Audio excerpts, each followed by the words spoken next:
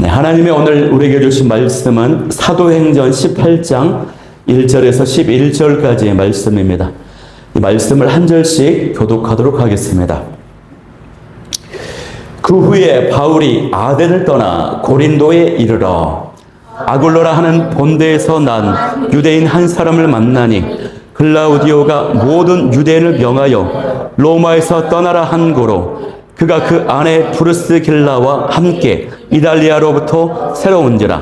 바울이 그들에게 가매 생업이 같으므로 함께 살며 일을 하니 그 생업은 천막을 만드는 것이더라. 안식일마다 바울이 회당에서 강론하고 유대인과 헬라인을 권면하니라. 실라와 디모데가 마게도냐로부터 내려오매 바울이 하나님의 말씀에 붙잡혀 유대인들에게 예수는 그리스도라 밝히 증언하니 그들이 대적하여 비방하거늘 바울이 옷을 털면서 이르되 너희 피가 너희 머리로 돌아갈 것이요 나는 깨끗하니라. 이후에는 이방인에게로 가리라 하고 거기서 옮겨 하나님을 경외하는 디도 유스도라 하는 사람의 집에 들어가니 그 집은 회당 옆이라. 또 회당장 그리스도보가 온 집안과 더불어 주를 믿으며 수많은 고린도 사람도 듣고 믿어 세례를 받더라. 밤에 주께서 환상 가운데 바울에게 말씀하시되 두려워하지 말며 침묵하지 말고 말하라. 내가 너와 함께 있음에 어떤 사람도 너를 대적하여 해롭게 할 자가 없을 것이니 이는 이 성중에 내 백성이 많음이라 하시더라. 함께 읽겠습니다. 1년 6개월을 머물며 그들 가운데서 하나님의 말씀을 가르치니라. 아멘. 네, 고린도에서의 동역이라는 제목으로 오늘 말씀을 나누겠습니다. 우리 자 옆 사람 우리 사랑하고 축복합니다. 한번 인사하겠습니다. 사랑하고 축복합니다. 네. 요한이가 제일 사랑하는 것 같아요. 목소리가 제일 컸어요. 네, 감사합니다. 오늘 말씀의 주제는요, 이제 동역에 관한 것인데요. 동역에 대해서 한번 살펴보도록 하겠습니다. 다들 우리가 이 동역을 한다는 것이 얼마나 좋은 것인지를 알고 있죠. 혼자 가면은 빨리 갈 수 있을지는 모르나 끝까지 갈 수 없다고 합니다. 그런데 함께 가면은 조금 늦을지는 모르나 끝까지 갈 수 있다라고 하는 말이 있어요. 이 말은 제가 이제 오늘 세미나 참여해가지고 강사 목사님 하신 말씀을 그대로 인용했습니다. 평소에는 잘 모르는데 이 동역자들의 그 고마움과 그 소중함을 느낄 때가 언제입니까? 혼자 외로움을 느낄 때거나 또 내가 굉장히 어려운 상황에 있을 때 이 동역자의 존재가 큰 힘이 되고 감동이 되어주죠. 제가 초등학교 4학년 때 이제 운동장 달리기를 해요. 육상부에 들어가서. 선배들이 굉장히 무서운 선배들, 운동장 5바퀴 오래 달리기를 시켰습니다. 선착순 몇 명. 뒤처지면은, 뒤에 이제, 불러다가 이제 얼차례 막 기합을 주는 그런 분위기예요.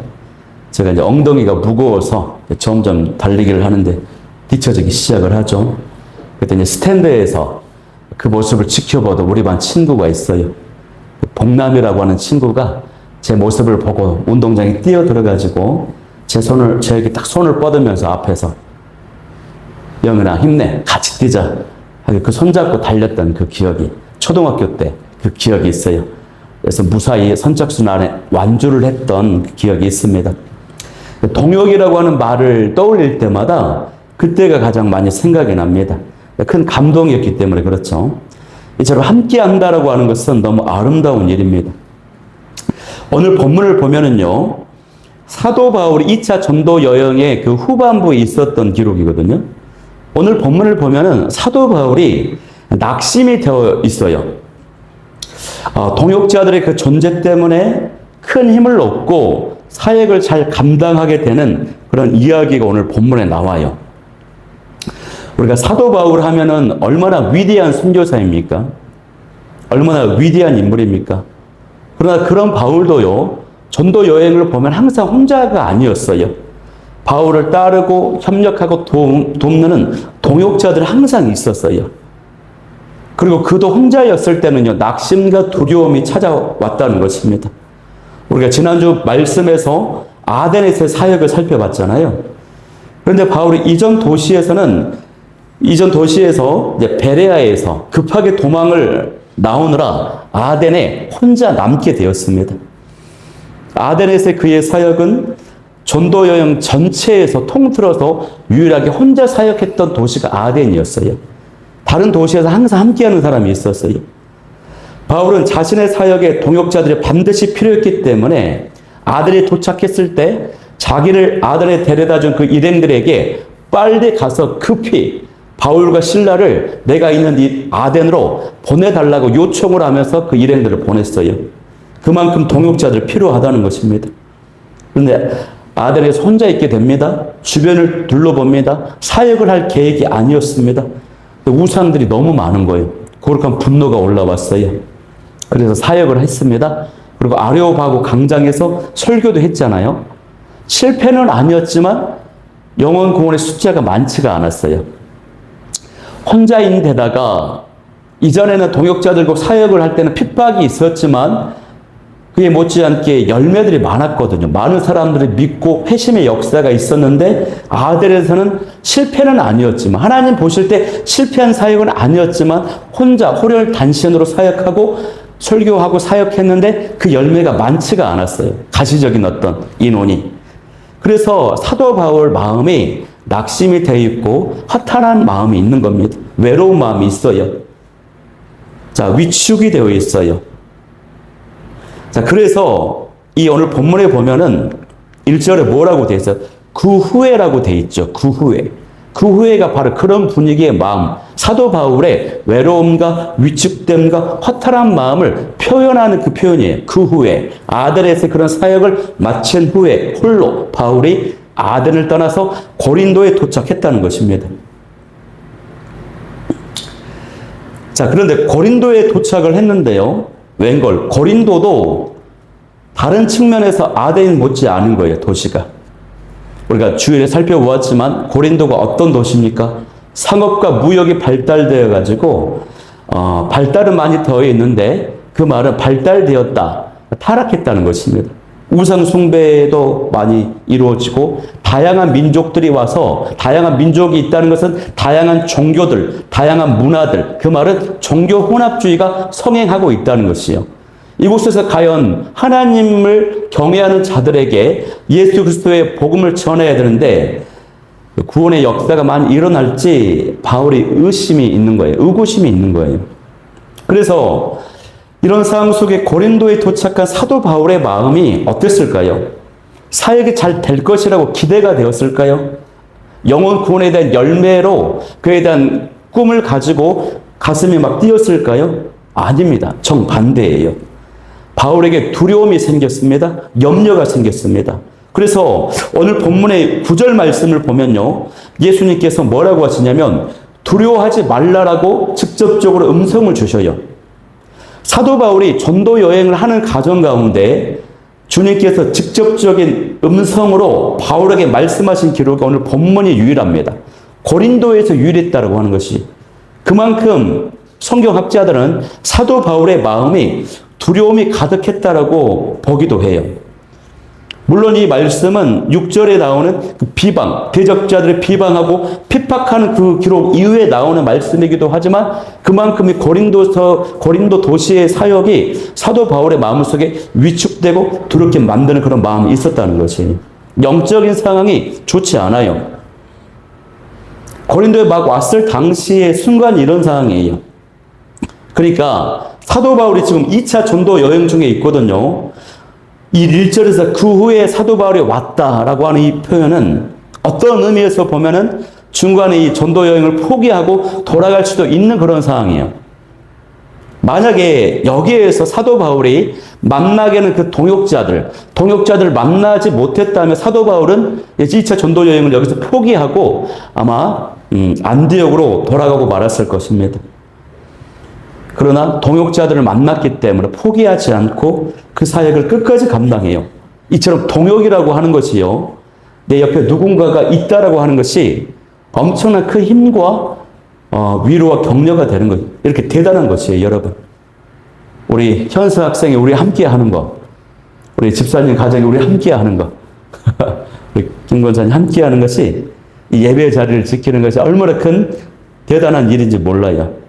자, 오늘 본문에 보면은 세 종류의 특별한 동역자가 등장을 하거든요. 각각 그 안에서 동역자들에게 특별한 어떤 특징들이 나타나요. 세 종류의 동역자들을 살펴보면서 각각이 어떤 동역을 하고 있는지를 보기를 원합니다. 이 모습들을 확인하면서요, 저와 여러분이 이런 특별하고도 아름다운 하나님 나라의 동역자들이 될 수 있기를 소망합니다. 그래서 하나님 나라를 세워가는 방관자나 구경꾼이 아니라 협력자, 참여자가 되길 바라요. 첫 번째 동역자들은요, 아굴라와 브리스길라 부부예요. 자, 이 부부가 보여준 동역의 특징은요, 함께함이라고 하는 것입니다. 함께함의 동역. 아굴라 이 부부는 원래 이제 이탈리아 로마에 살고 있었어요. 지난번 나눈 것처럼 유대인 그리스도인들과 정통 유대인들이 갈등, 다툼을 많이 일으켜서 로마 도시 안에 소요를 많이 일으켜서 로마 황제가 유대인들은 다 고향으로 돌아가라 추방령을 내려가지고 그 추방령 때문에 이 아굴라가 이제 그 로마를 떠나야 되는 상황에서 떠나왔어요. 그래서 고린도로 온 거거든요. 그런데 이 학자들은 아굴라는 유대인이었지만 브리스길라 이름을 보면 알아요. 이 브리스길라 아내는 로마 시민권자였다고 봐요. 로마 시민권을 가지고 있었기 때문에 그 아내는 남편 따라 오지 않아도 돼요. 근데 남편을 위해서, 남편과 함께 하기 위해서 어렸을 때 그 자란 그 환경, 로마의 그런 가족, 형제들, 그 추억이 있는 그 고향을 떠났다라고 하는 것입니다. 이것이 부부의 그 동역에서 보여주는 첫 번째 아름다운 모습이에요. 힘든 상황에서도 서로를 떠나지 않고 함께하는 것. 그렇게 함께한 이 부부가 고린도에 와서 사도 바울과 함께함으로 사도 바울의 큰 힘이 되어 주었던 것입니다. 그런데 여기에 흥미로운 점이 한 가지 있어요. 그것은 아굴라가 남편이고 브리스길라가 아내거든요. 근데 이 성경에 보면 항상 그 이름이 브리스길라와 아굴라, 브리스길라가 먼저 많이 나옵니다. 물론 아굴라가 나오는 기록도 있지만 거의 대부분 브리스길라가 먼저 나와요. 그러나 당시의 이 서신서라든가 고대의 기록의 일반적 법칙은 남자를 먼저 쓰는 것이 원칙이에요. 부부가 있다 그러면 남자를 먼저 쓰거든요. 근데 거꾸로 돼 있어요. 그만큼 이 브리스길라가 초대교회 안에서 인정을 받았다는 것입니다. 높이 평가가 되었다는 것입니다. 그의 리더십과 그의 헌신과 그의 역할을 초대교회가 인정을 해줬다고 하는 것이에요. 아내가 남편을 위해서 함께 동역하기로 결단하고 따라갔더니 하나님께서 그 아내를 더 높이 크게 사용하시는 쓰시는 축복을 아내에게 주셨던 것이에요, 여러분. 남편과 함께하고 협력하려고 따라온 모든 아내들에게 주님의 큰 은혜와 축복이 넘쳐나기를 바랍니다. 네. 성경에서 이 모델적인 부부라고 한다면 이 브리스길라 아굴라 부부. 이들은요, 복음에 대한 이해가 분명했고, 또 성경도, 신앙적으로도 잘 준비된 부부였어요. 그 증거 중에 하나가 뭡니까? 이후에 기록에 보면은 아볼로를 만나거든요, 아볼로. 아볼로가 어떤 사람이 구약 성경에 종통한 인물이에요. 학식이 뛰어나고 가르치고 언변력이 뛰어나요. 지식이 많아요. 그런데 요한의 세례만 알아요. 그래서 이 브리스길라 아굴라가 이 아볼로를 데려다가 하나님의 도, 예수님의 도, 성령에 대해서 더 정확하게 가르쳐 줬어요. 그 정도로 이 브리스길라 아굴라 부부가요, 복음에 대해서도 확실히 열려있는 부부였어요.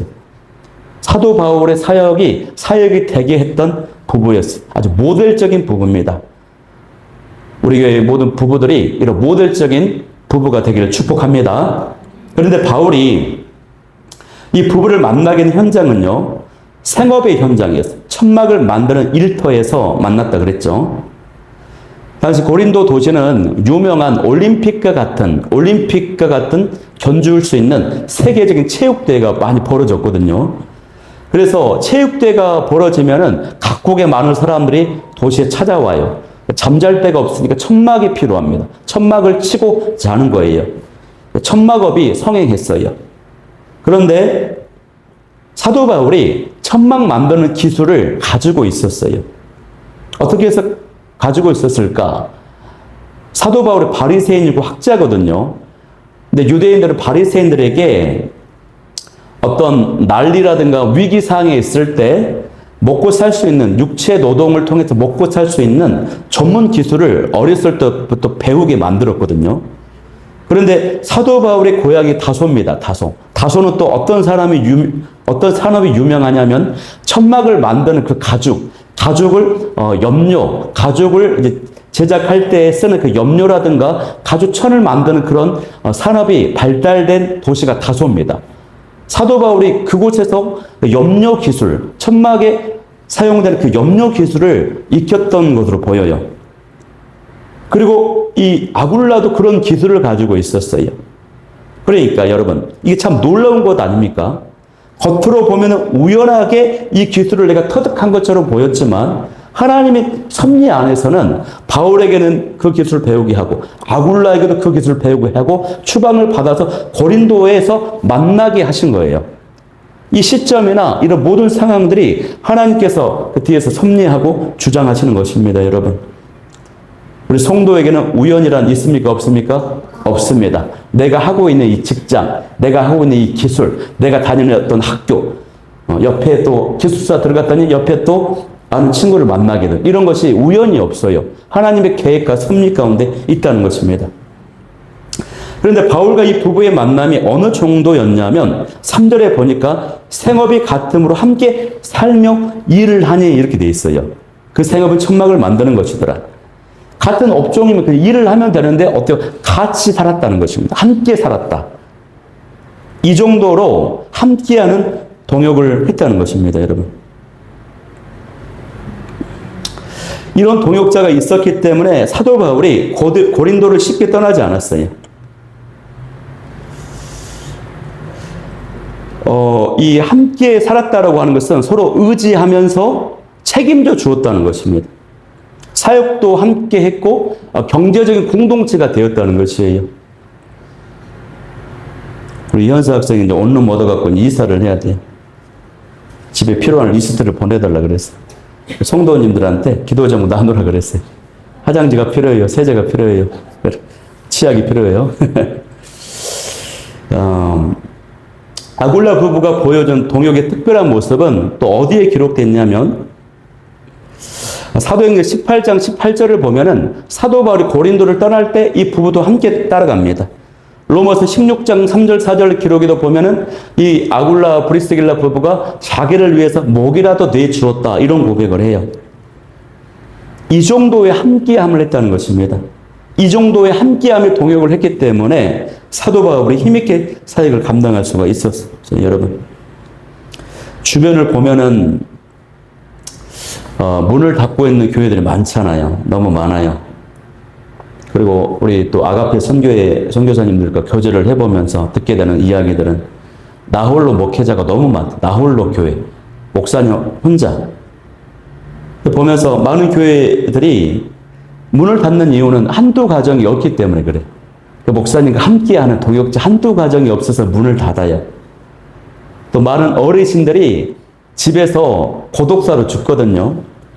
자기 옆에서 함께 해주는 그 한 사람이 없어가지고 외롭게 고독한 채 지금 죽어가는 것입니다. 사람이 함께 해주는 사람이 없으면 쉽게 지치고 결국 포기하게 되는 것입니다. 만약 그때 아굴라 브리스길라가 바울 곁에 함께하지 않았다면요, 바울은 고린도에서 2차 전도 여행을 계속하지 못하고 포기하고 말았을 것입니다. 그렇게 됐다면 우리가 아는 고린도 교회는 없어요. 고린도 전서, 고린도 후서도 없어요. 가정도 교회도 우리 일터도 마찬가지입니다. 사업장도 마찬가지입니다. 힘들고 어려울 때 나의 곁을 지켜주는, 누군가의 곁을 지켜주는 사람이 돼야 될 줄 믿습니다. 여러분 있습니까? 주변에? 그리고 우리 교회가 그런 교회입니까, 여러분? 여러분은 누군가에게 그렇게 함께 해줘본 기억이 있습니까? 상황이 달라지고 위기 상황이 오면은 쉽게 막 떠나버리고 포기해버리고 모른 채 하지는 않습니까? 바라옵기는 다시 선언합니다. 저와 여러분이 아굴라와 이 브리스길라 부부처럼 서로의 곁을 지켜주며 책임져주며 서로가 하나님께서 주신 그 사명을 끝까지 감당할 수 있도록 서로 의지가 버팀목이 되어주는 함께하며 동역자가 되기를 축복합니다. 두 번째로 살펴볼 동역자는요, 실라와 디모데입니다. 5절 말씀을 보면은 드디어 이 실라와 디모데가 마게도냐로부터 이제 내려와서 바울과 합류하게 돼요. 그런데 이들이 합류한 이후에 바울에게 두 가지 중요한 변화가 나타나요. 첫째는요, 5절에 보면 내려옴에 실라와 디모데가 마게도냐로부터 내려오며 바울이 하나님의 말씀에 붙잡혔다 이렇게 돼 있어요. 하나님의 말씀에 붙잡혔다는 것입니다. 단순히 기분이 좋아졌다 그런 의미가 아니에요. 바울의 사역에 실제적인 변화가 나타났다라고 하는 뜻이에요. 실라와 디모데가 돌아왔을 때 마게도냐로부터 후원금을 가지고 왔거든요. 후원금을 가지고 왔기 때문에 더 이상 바울이 자신의 생계를 위해서 이제 천막 만드는 일을 하지 않아도 돼요. 어느 정도 그런 부담에서 벗어나게 될 수 있었거든요. 뿐만 아니라 사도 바울이 혼자 감당했던 많은 여러 가지 일들이 있을 거 아니에요. 밥을 준비한다거나 행정적인 걸 준비하다거나 잠자리를 준비한다거나 여러 가지 많은 일들이 있어요. 사역 가운데서도 많은 일들을 이제 나누어서 하는 것입니다. 분배해서 하는 거예요. 그래서 사도 바울이 리더로서 말씀을 준비하고 말씀을 전하는 이 사역, 본질적인 일에 집중할 수가 있었어요. 그러니 말씀에 사로잡히게 되는 거예요. 또 강력한 능력이 나타나게 되는 거예요. 그리고 또 두 번째 변화가 뭐냐면 사도 바울에게 담대함이 생겼다는 것입니다. 6절을 보면은 바울은요, 자신을 대적하는 사람들을 향해서 옷을 털면서 너희 피가 너희 머리로 돌아갈 것이요 나는 깨끗하니라 이렇게 담대하게 말하거든요. 당시 유대인 문화에서는 옷을 털어버렸다라고 하는 것은 이제 너랑 나랑은 이제 절교, 관계를 단절하고 너에 대해서 내가 책임이 이제 없어 이런 뜻이에요. 우리나라 같으면 뭐 소금을 뿌리잖아요. 악한 것들 물러가라. 쫓아낼 때 뭐 소금 뿌립니다. 이런 것처럼 예수님도 제자들에게 복음을 전했는데 그 복음을 받아들이지 않는다. 그러면 발에서 먼지를 떨어버리라. 너희 발 아래 먼지를 떨어버리라 그랬어요. 근데 이런 모습은 어떤 것을 가리키냐면 사도 바울이 담대함이 회복됐다는 것입니다. 왜 그랬을까? 든든한 동역자들이 있기 때문에 담대함이 생긴 거예요. 바울이 아덴에 있을 때나 고린도 초기에는요, 혼자 사역할 때는 이런 담대한 모습이 잘 나타나지 않아요. 근데 동역자들이 곁에 함께 하니까 바울이 담대함이 생겨요. 저도 지난 시간 되돌아보니까 공동체가 정말로 확실하고 나를 믿어준다, 나와 항상 함께한다, 책임져준다, 그 믿음이 있으면요, 제가 담대해지더라고요. 막 담대함이 나와요. 사람들 앞에서도 당당하고 길거리에서도 막 복음을 외치면서 막 선포해. 그런 기억이 있어요. 그런데 그런 든든한 공동체, 담대함을 주는 어떤 뭐가 없으면은 위축이 돼요. 조심스럽고 그런 모습을 이제 보게 됩니다, 여러분. 자, 그런데 이 바울과 실라와 디모데의 동역은 어떤 동역이냐면 담대함을 줬는데 그 핵심은 뭐냐면 신뢰라고 하는 거예요. 신뢰. 자, 브리스길라 아굴라가 함께함의 동역이었다면 이 실라와 디모데의 동역의 특징은 신뢰예요. 신뢰, 믿음. 자, 왜 그러냐? 자, 우리 말씀을 보면은 고린도후서 1장 19절에서 바울이 이런 고백을 해요. 자신과 실라와 디모데가 예수 그리스도 안에서 예가 되었다고 말을 합니다. 무슨 말입니까? 순종만 했다는 것입니다. 이것은 그들이 바울의 사역에 기꺼이 순종하며 함께 했다라고 하는 뜻이거든요. 이 순종이 무조건적인 복종이 아닙니다. 기계적인 복종이 아니라 관계에서 나오는, 이 바울을 신뢰하면서 나오는 거예요. 바울이 완벽해서 신뢰하는 것이 아니라 바울과 함께 하신 그 하나님을 믿기 때문에 신뢰하는 것. 하나님께서 바울에게 주신 사명과 은사를 알고 믿기 때문에 바울을 믿어주는 것입니다. 그 가운데서 신뢰가 생기는 것이에요. 우리가 이러한 신뢰에서 나오면요, 그 어떤 헌신과 어떤 수고와 순종을 할 수 있게 돼요. 그러나 인위적인 그냥 위치 때문에 너는 윗사람이고 나는 아랫사람이니까 의무적인 어떤 신뢰를 하고 의무적으로 복종하는 것은요, 결국 한계가 나타나게 돼요.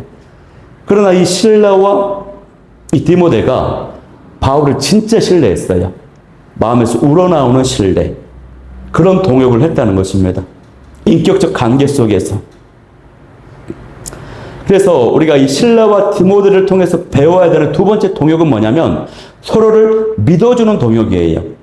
서로의 부족함을 알면서도 믿어주고 맡겨주고 지지해주는 것입니다. 바울이 완벽해서 신뢰하고 순종한 게 아닙니다. 바울과 함께 하신 그 하나님의 초점을 맞췄어요. 어떤 아내가 있었는데 결혼한 지 얼마가 되지 않았어요. 요리를 잘 못해요.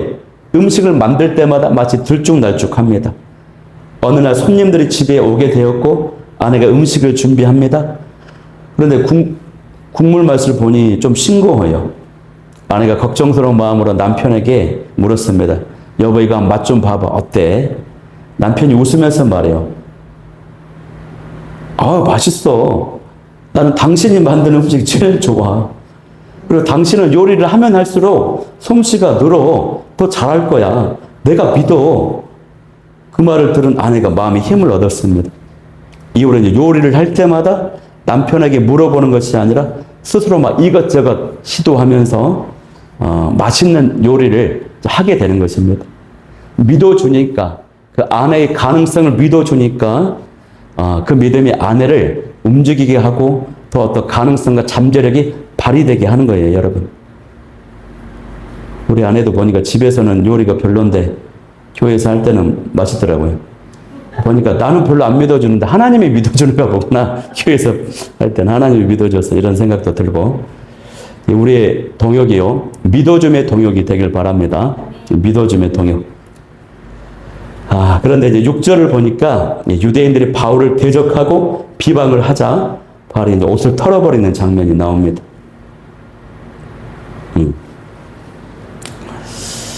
자, 이제 마지막으로 우리가 이제 살펴볼 동역은요, 7절에 나오는데, 7절에 나오는 동역은 디도 유스도라고 하는 사람이에요. 이 유스도는요, 하나님을 경외하는 이방인이었거든요. 그가 보여준 동역의 특징은 헌신이라고 하는 것입니다. 작은 헌신. 이 유스도가 바울을 위해서 한 일이라고 뭐냐면 자신의 집을 내어준 일입니다. 특별히 그의 집이 해당 바로 옆에 있었거든요.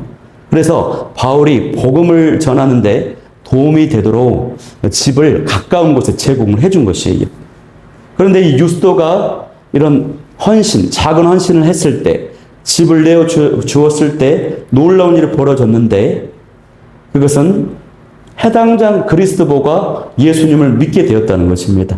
그 내용이 8절에 나와요. 8절 말씀을 한번 합독해 볼게요. 시작. 또 해당장 그리스도보가 온 집안과 더불어 주를 믿으며 수많은 고린도 사람도 듣고 믿어 세례를 받더라. 아멘.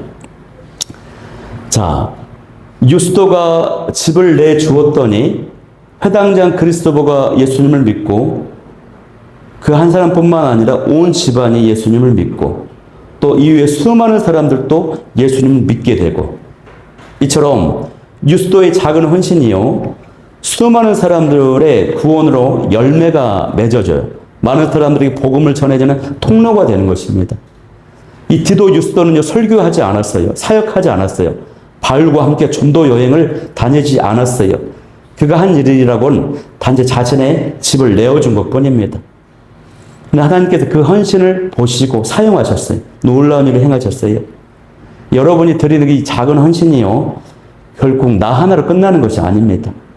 내가 변화되면 우리 가정이 바뀌고 교회가 바뀌고 하나님 나라가 놀랍도록 일어나는 것입니다. 성도에게는 이런 믿음과 의식이 있어야 돼요.